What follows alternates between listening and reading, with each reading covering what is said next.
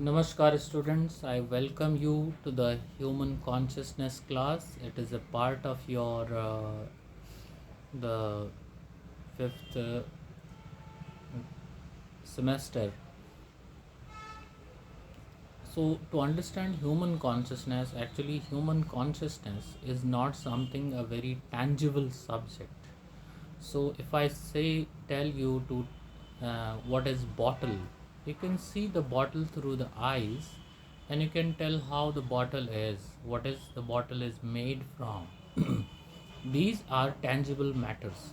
Simply, if I am hearing some sound, the blow of horn, I know it is from a car. If I listen somebody crying, I know it is crying. It is a tangible, we are able to hear it. So anything we are able to see, we are able to hear, we are able to taste, we are able to touch, all these are what we call tangible. But the human consciousness is not something tangible, it is untangible. Still we need to understand this concept. So let us understand what is human consciousness. There are three ways to understand human consciousness. The first one is understanding human consciousness as awareness or knowing or cognition, or also a mean of awareness or knowing. So, what I mean by mean or instrument, if you want to go to your university and you use a bus or metro, then metro or bus is your mean of travel. So here the consciousness is also a mean of awareness, knowing, and cognition. In the second way, it is not only the doing or behavior of any type or activity or practice, but also the mean of doing behavior, mean of activities and practices. So you have understood now what I mean by mean or instrument. Third way to understand consciousness is understanding from something inside. Something inside. So what we call it attitude. Attitude means somebody's readiness to do something. So in another way, another term I use is conscience, heart, what I feel by the heart. So these are the three ways to understand consciousness, and our first lecture is on the nature of human consciousness. So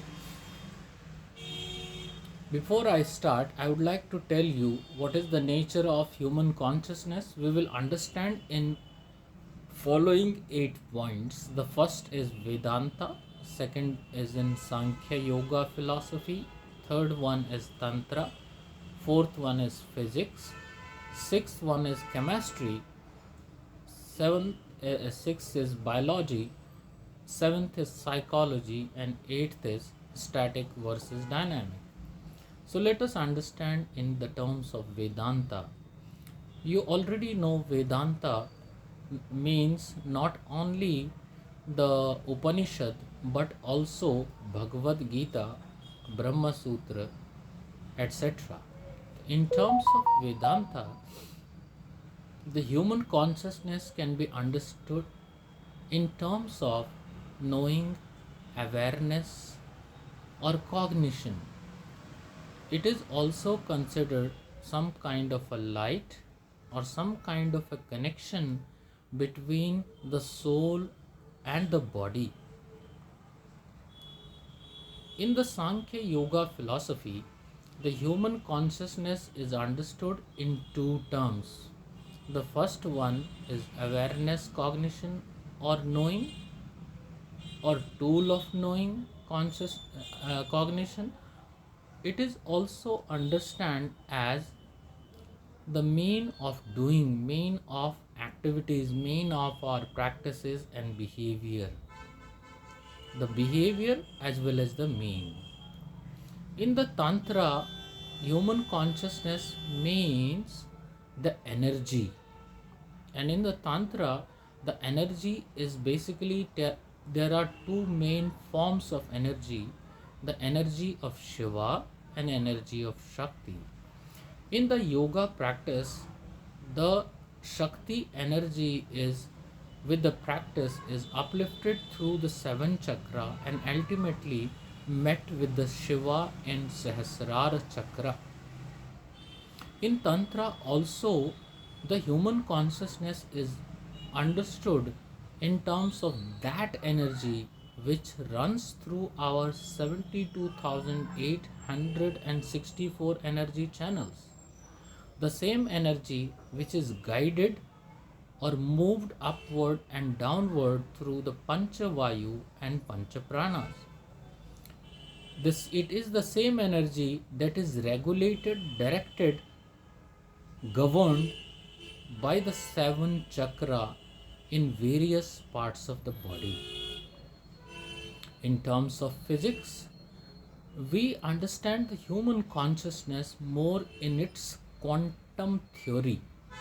According to the quantum theory of physics, the everything, whether it is a bottle or it is my specs, my clothes, or a stool, table, everything is made up at the very microest level, that microest level beyond the atoms and molecule, that everything is made up of nothingness, and that nothingness is energy. So whether you call the earth, whether you call the table, chair, pencil, pen, everything is made up of energy. And in the making of the different type of objects, living or non-living, different type of energies are required. In terms of physics also, like the Tantra, it is human consciousness is nothing but a different combination of different kind of energy. The chemistry is study of the combination of various elements or substances, and the study of the reaction of the substances. In terms of the chemistry, human consciousness is the product of unique arrangement as well as the unique reaction of various types of elements, micro, macro elements within the human body. For example, if someone is having the low iron, he or she may feel low energy. She or he may feel also a kind of a uh, hallucination in if he or she travels in the mountains. So the effects of calcium, so the effects of phosphorus, so the effects of various other combination of elements. In terms of biology, the human consciousness is basically understood in two systems, the nervous system and the endocrine systems. Both the neurologist and endocrinologist says the mind, human consciousness is the product of the structure of the brain, the structure of the endocrine glands, and the product of the hormones and neurotransmitters. In the psychology, the human consciousness is understood in two types, like normal state of wakeful consciousness and altered states of consciousness. These types are understood in terms of states. So basically, there are two states of consciousness: normal, wakeful, and the altered. And in the altered state, the scientific study already done in the sleep.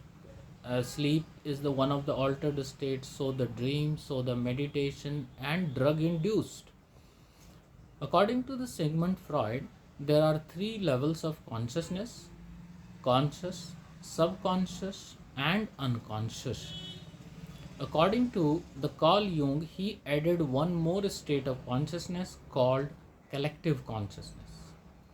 The last point, the consciousness is also considered both the static as well as dynamic. It is considered static because consciousness remains as an activity or as a behavior or as the way of knowing throughout the state of wakefulness in the morning till you sleep and again wake up, and throughout the years from birth till death. But the same consciousness varies in its states and levels throughout, not only throughout the day, night, various states, but also it changes through from birth till death. So it is dynamic. So thank you very much for hearing me. I will tell you each of the nature in my next video. Thank you very much.